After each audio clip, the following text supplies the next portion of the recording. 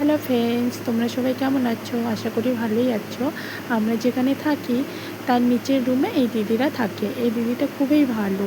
আমরা মা মেয়ে সবসময় এদের রুমেই থাকি বেশিরভাগ দিনে। আমি গেলাম, গিয়ে দেখছি তরকারি লাউ নাকি এটা চাল কুমড়ো কাটছে। তো দিদি আবার দেখাচ্ছে এটা চাল কুমড়ো হেসে হেসে। তারপর দেখি এদিকে ভাত বসিয়ে দিয়েছে, আবার আত্মীয় এসেছে দিদিদের ঘরে। তারপর দেখছি লাউটা কাটছে বটি দিয়ে। আমি আবার বটি দিয়ে কাটতে পারি না, আমি ছুরি বা কাইটারি এগুলো দিয়েই কাটি। দিদি আবার খুব সুন্দর বটি দিয়ে সবজি টবজি কাটতে পারে। এইদিকে আবার উঠে গেল, ভাতটা হয়ে গেছে মনে হয়, ভাতটা নামাবে জন্য। এদিকে আবার মাছ নাকি বসিয়ে দিয়েছে রান্না করার জন্য। আমি আবার আমার বেবিকে উপরে শুয়ে দিয়ে চলে গেছি। আমার দিদি বলে, নাইটি পরে আছি, ভিডিও করছিস কেন? আমি আবার বলি, কী হয়েছে তো, নাইটি পরে কি ভিডিও করা যায় না নাকি? নাইটি কি ড্রেস না নাকি? আবার গামলাটা বাইরে থেকে নিয়ে এসে গামলাটা দেখাচ্ছে, দেখো আপনাদেরকে। এখন জল ঢালছে, এটাতে মার গালবে। কুমড়োর তরকারি বানাবে মাছ দিয়ে, আর কী বানাবে জানি না। আমার সকালবেলা রান্নাবান্না, আমি বললাম না, আমিও সকালবেলা রান্নাবান্না করেই চলে গেছি নিচে দেখতে। আজকে খুব সকাল সকাল উঠে গিয়েছি, মেয়েও উঠে গিয়েছে আজকে সকালবেলা, আমিও উঠে গিয়েছি। উঠে এদের ঘরে চলে গেছি, আমি ওকে শুয়ে দিয়ে, ও ঘুমিয়ে গেছিলো তাই শুয়ে দিয়ে গেছি। টুনিকে বলছি বারবার, দেখে আয় তো, দেখে আয় তো, ওর কাকাই আসছে না, তাই নিচে নামতেও চাচ্ছিল না। আমি আবার ওকে জোর করছিলাম, না ঠিক আছে, না নামে নাই, থাক ওখানে। এদিকে আবার আমি ভিডিও করছি, তাই দিদি দেখাচ্ছে মাছ ভেজেছে, মাছের মাথা দেখাচ্ছে, মাছ দেখাচ্ছে হেসে হেসে। তারপরে আবার গল্পও করছে আমার সঙ্গে। বলে, তুই ভিডিও করছিস, কর কর, এভাবে বলছি। আপনি গ্যাসটা অফ করে দিয়ে এখন সবজি কাটতে বসবে। মানে আত্মীয় আসছে না, আর অত চাপ নেই, আজকে আত্মীয়টা 11টার ট্রেনে যাবে, তাই অত চাপ নেই। আবার কুমড়োটা দেখালো যে, কুমড়োটা দেখ, কালকে নিয়ে আসছে, আজকে পচে গেছে। এখানে কি বলো তো, যে কুমড়ো টুমড়ো কোনো কিছু যদি কাটা থাকে না, গরমে একদম নষ্ট হয়ে যায় উপরটা করে, ওইটার উপরটা কেটে ফেলে দিয়ে আবার নিচটা এসে করছে। আবার এদিকে আমার সঙ্গে গল্প করছে, এদিকে গল্প করছে আর সবজি কাটছে হেসে হেসে। আত্মীয়টার সঙ্গেও গল্প করছে। আত্মীয় মানে ওর হচ্ছে দিদিটার হচ্ছে ভাই, এই মামাতো ভাই, মানে মামা শ্বশুরের ছেলে এসেছে ওদের বাড়িতে। এই সারাক্ষণ আমার উপর নিচ, এ ঘর ও ঘর, তারপরে এটা ওটা করেই সারাদিন এইভাবেই আমার কি, এই দিদিটা আর একটা দিদি আছে ওদের, মানে সারাদিন এইভাবেই আমাদের কেটে যায়। দেখাচ্ছি যে আমি আবার ভিডিও করছি, কুমড়ো কাটছে, এই যে গন্ডগোল করে ফেলেছে, কুমড়োটার আগে উপরটা না কেটে এসে করে দিয়েছে। আমি আবার মুখটা দেখাচ্ছি দিদি বলছে যে, এখন বলছে না, একটু পরেই বলবে। এই যে বলছে মান্তাসার মতো লাগছে, দেখুন রিয়েকশনটা দেখলেই বুঝতে পারবেন মুখটার, যে কী বললো, মান্তাসার মতো লাগছে নাকি। আপনারাই বলুন তো, মান্তাসার মতন কি লাগছে দিদিটাকে? এই ভিডিও ক্লিপসটা যেদিন নিচ্ছি সেই দিন ছিল রোববার।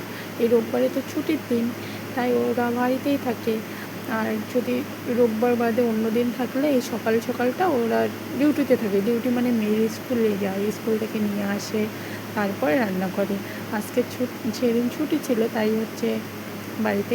আর এই দিদিটার মেয়ে, যাকে টুনি বলে আমি ডাকি, ও তো বুনু পেলেই খুবই খুশি। বুনুকে ছাড়া একদম ঘুম ঘুম সব উড়ে যায়। মা বুনুকে নিয়ে আসে, মা বুনুকে নিয়ে আসে, ওর মাকে বলতেই থাকে সারাক্ষণ। আর ছুটির দিনে আজকে ওর কাকু এসেছে, কাকুর সঙ্গেই খেলছে, কাকুর সঙ্গেই গল্প করছে, আর বুনুকে গিয়ে দেখে দেখে আসছে শুধু। আর আমরা এখানে বসে বসে গল্প করছি, ও সবজি কাটছে। আর নিচের দিদি, আর একটা দিদি আছে যে, ওরাও নিচেই থাকে। ও এখন আসেনি এখানে, আসলে তো আবার সেই, মানে আমরা সবসময় সেই মজা করেই থাকি, এখনই ঝগড়া করবো, এখনই, মানে সেরকম ঝগড়া না আর কি। এই এখন সবজি কাটছে, কি পুঁই শাক কাটছে আর হাসতেছে। আমরা তো পুঁই শাক চটচটি বলি, তোমরা কি বলো আমি জানি না পুঁই শাকের। পুঁই শাকের তো আমরা চটচটি খাই সর্ষে দিয়ে। তোমরা কীভাবে খাও একটু বলো কমেন্টে, তাহলে বুঝতে পারবো, তাহলে আমরাও রান্না করে খেতে পারবো কীরকম করে। পুঁই শাক আরও অন্যরকম করে রান্না করা যায় কি। এই দিদিটা আবার মাছের তেল দিয়ে পুঁই শাক রান্না করে দারুণ। এইদিকে আবার এই যে মাছ নিয়ে আসে, ইলিশ মাছ। বিকাল হয়ে গেছে, বিকালবেলা নিচে গিয়েছে ঘুম থেকে উঠে, ঘুমাইনি ঠিক, শুয়েই ছিলাম অল্প একটু সময়। শুয়ে থাকার পরে নিচে গিয়েছি সন্ধ্যার আগে আগে, দেখি যে দিদিরা বাজারে গিয়েছে, বাজার থেকে ইলিশ মাছ নিয়ে আসে 1 কেজি। 1 কেজি নাকি কত টাকা দিয়ে নিয়ে আসে, একটা গোটা মাছ 500 টাকা দিয়ে।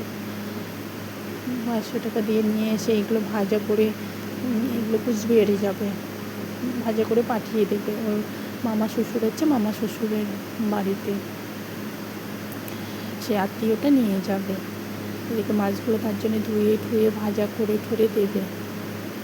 ভালো করে ভাজা না করলে তো আবার নষ্ট হয়ে যাবে। ভাজা করে একটু ঠান্ডা করে তারপরে কন্টেনারে ঢুকিয়ে দেবে। দেখুন ভালো করে পরিষ্কার করে মাছগুলো ধুচ্ছে। মাছের আবার তেল নাকি এগুলো ডিম জানি না, আই থিঙ্ক হবে কিছু একটা। আর এদিকে আমার সঙ্গে গল্প করছে। এদিকে এই যে আর একটা দিদি কাপড় ঠাপড়ে, বললাম না যে কাপড় ঠাপড় তুলে দেয়, ভাঁজ টাজ করে দেয়, এই দিদিটা আবার কাপড় নিয়ে আসছে। সে এই যে আমি ভিডিও করছি জন্য বলছে ভিডিও কর ভিডিও কর। এই ঘুম থেকে উঠেছে সবেমাত্র উঠে, তারপর আমি বললাম কী হলো তো ভিডিও করলাম, বলে কি আমার মুখটা দেখিস না কীরকম, আমাকে ভালো লাগে না ভিডিও করতে। এই যে এটা আবার সেই নেশা, এদিকে সুপারি খায় আবার চা খায় না, এদিকে সুপারি খায় আর একটা কী জানি দাঁতের মধ্যে কী জানি একটা ঘষে, জানি না। এদিকে আবার দরজা খুলে রেখে এসেছে, দরজাটা লাগিয়ে দিতে গেলো। আমি আবার দিদির কাছে চলে আসলাম, মাছ ধরছে আর আমি দেখছি কীরকম করে। এগুলো না প্রচুর কাটা, তাই আমার হাজব্যান্ড এই ইলিশ মাছ খেতে একদম ভালোবাসে না, তাই আমাদের আনাও হয় না, কাটার জন্য খেতে পারে না। আর আমি তো কাটা সব চিবিয়ে চিবিয়ে খেয়ে নিই। এই যে দিদির রিয়েকশনটা, সে হাসি। না না ওইটা দেখেই তো আমি তোমাকে বললাম যে তুমি কোথায় গেছো। আমি তোমাকে প্রথমে লক করতে গেলাম, গিয়ে দেখি তোমার বাইরে থেকে লক। অসম্ভব, আমি বাইরে থেকে লক করি নাই, এমন করেও লক করি ভাবলাম নাই। উপরে একটা আওয়াজ পাচ্ছি, আমি ভাবলাম তুমি মনে উপরে গেছো। যখন আমাদের ঘর থেকে চলে আসছিলি বলছিলি যে আমি পরে এসে কেচে দেবো না কি একটা বললি, যেন থাক এখন। আমি বলছি ঠিক আছে আমি ঘরে কেচে দেবো, তোকে আর কাচতে হবে। তুই তখন বেরিয়ে দরজাটা খাড়াং করে লাগিয়ে দিসনি। না অসম্ভব, আমি দরজাটা কোনো মতে খাটাং করে লাগাইনি, আমি আস্তে করে টান মেরে দিলাম আর বালতিটা ওখানে রেখে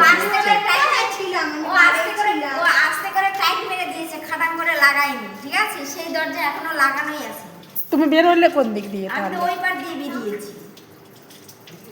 আচ্ছা আচ্ছা মানে আমার মোবাইলে রিচার্জও নেই যে আমি ফোন করবো কাউকে যে আমার দরজাটা খুলে দিয়ে যেত। ওটাই দেখে তুমি তোমাকে জিজ্ঞেস করলাম যে তুমি কোথায় গেছো। তুমি বলে ঘরেই ছিলাম। আমি ঘুমাচ্ছিলাম, মানুষটা এমন ঘুমিয়েছি, টের পাইনি। তো দাদা এখন ফোন করলো তাই আমি তোমাকে প্রথমেই লক করতে গেলাম, গিয়ে দেখি তোমার দরজাটা বাইরে থেকে আটকা। ঘুম থেকে উঠলে আবার ঘুম হাই তুলতেছো, ঘুম পেয়ে গেল আবার। তা আমি বললাম তাহলে তুমি উপরে নেই, তখন বলে